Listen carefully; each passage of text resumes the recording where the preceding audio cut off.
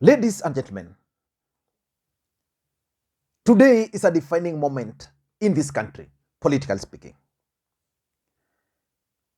Raila Odinga's party, ODM party, is holding their National Delegates Conference meeting in Kasarani. And at the same time, President Uhuru Kenyatta's party, Jubilee party, is also holding their National Delegates Conference meeting at KICC. Raila Odinga began his day by attending the ODM National Delegates Conference meeting in Kasarani, where he was endorsed as the sole presidential candidate for ODM party.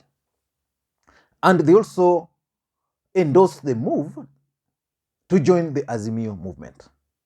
Then from Kasarani, Raila Odinga left around midday, or around 1 there, and headed straight to KICC, where Jubilee NDC was taking place.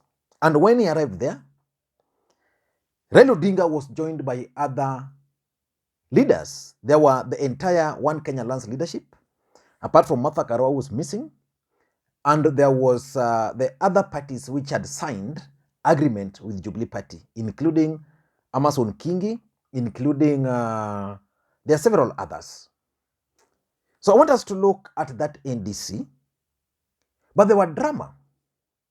Specifically now, for now, because a lot of things are happening and I want to explain to you, but on this video, I want us to look at the Jimi Wanjigi drama at the ODM NDC.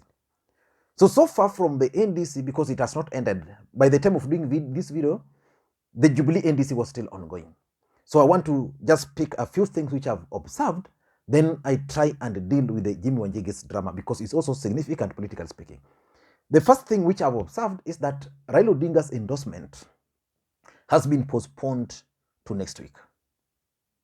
Why do you think it has been postponed? That's something which we'll look into details later. But the truth of the matter is that I suspect the delay is caused by, or has been caused by, One Kenya Lands leadership. Maybe there are demands they are putting, and that can explain why Karua is missing.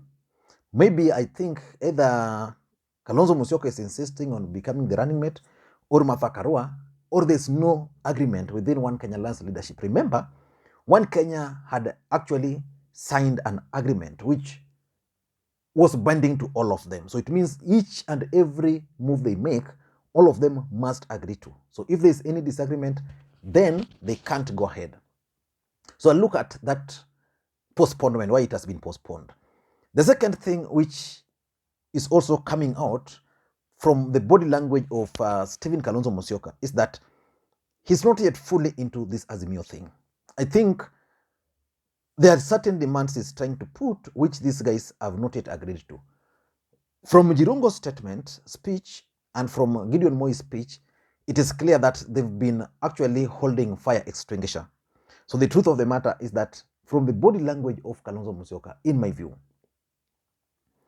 either his team or himself is not yet agreed to join the Azimio train fully. But we are going to look into that in our subsequent video. The third thing which I also observed is what took place at the Jubilee NDC. At that NDC, Raphael Tojo has actually resigned as the SG and has been replaced by Jeremiah Kioni. Why do you think the president has chosen Kioni? Maybe because of loyalty. But Raphael Tojo is going to run for a political seat. And from the president and from Tojo, that seat is likely to be in Nyanza. Is it possible that Raphael Tojo is going to run for the Siaya gubernatorial seat? And if that's going to be the case, what will be the implication? Because so far in Siaya, we have James Orengo who is running for the Siaya gubernatorial seat. You know, Orengo has stood with Raila. Raphael Tojo has stood with the president. Then there's Nicholas Gombo who has covered enough ground. And the president actually made a passionate appeal to Raila Odinga and even tasked the ODM deputy party leader, Hassan Joho, to take that matter personally. So what will be the implication if Tojo is going to run for the Siaya gubernatorial race? That's something which is also very interesting, and we will need to figure out either Tojo will go again, maybe for Ariada, or maybe for Siaya senatorial seat, or maybe a seat in Kisumu. And I'm also thinking maybe Nairobi, maybe the Langata, but the fact that the president is tasking Raila and the team to help Tuju, hiyo ni nyumbani. So it's going to be very interesting. The other thing which I've also observed today is that Moses Kuria is also trying to court attention at all cost. You know, the attention today were on two people, President Uhuru Kenyatta and Raila Odinga. Moses Kuria, through his Facebook page, is also announcing that he's going to run for the Kiambu gubernatorial seat. In that case, again, a lot of things are going to change. But one thing I'm not sure about is whether he will join Azimio or he will join Ruto. But why would Moses Kuria make that announcement today? He's doing that because he wants limelight. Moses Kuria maybe wants to court the president because initially he stated that he was not going to run for any political office. But now he's saying he's going to go for Kiambu. In Kiambu, William Ruto had a candidate. Who was that candidate? His candidate in Kiambu? Waititu. The IBC recently stated that those with the cases or those governors who are kicked out cannot run, and probably Waititu has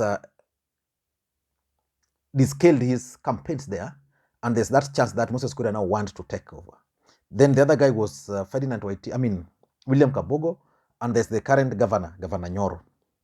So let us wait and see what Moses Kuria is really up to. But I think he's doing this today purposely for the limelight. And the sixth thing which I observed is Martha Karua. Why is Martha Karua missing? Yesterday, she was missing from One Kenya Land's press statement. Today, Martha Karua is missing. Stephen Kalonzo Musyoka is the only Oka principal who talked about her. And according to Kalonzo, she actually went to Kirinyaga. Yesterday, she was in South Sudan. So questions, what's really happening? So those are questions which really will have to be answered. And the other thing which is important with this Martha Karua was a potential running mate to Raila Odinga. Why is she missing here? The other thing I observed is that the other coalition partners who entered Azimio earlier came to this meeting in the hope that they were going to endorse Raila Odinga. From Amason Kingi's speech, from Afula Wamunyinyi's speech, from Charity Ngilu's speech. Raila Odinga is already their candidate. So I can easily conclude based on that alone, that Raila Odinga is going to be the nominated presidential candidate. But now let us get to the number 7 thing, which I observed.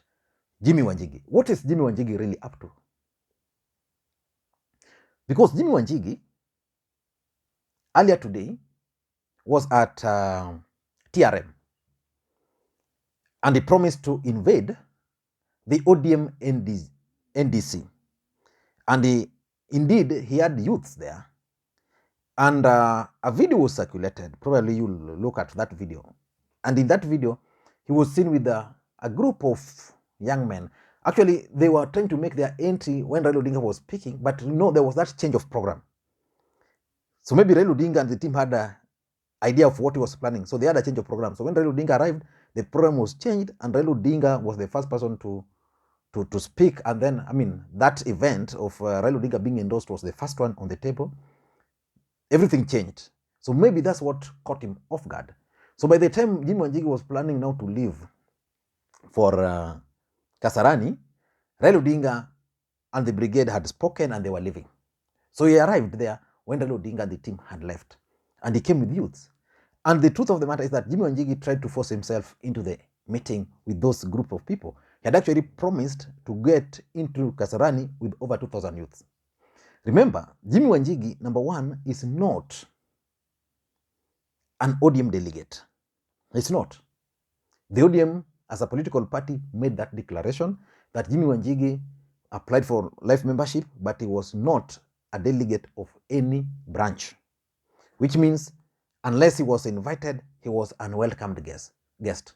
So why would he try to force himself? So, number 1, he's not a delegate. Number 2, even if he was a delegate, then there's no way he can come with 2,000 people to a meeting which is already underway.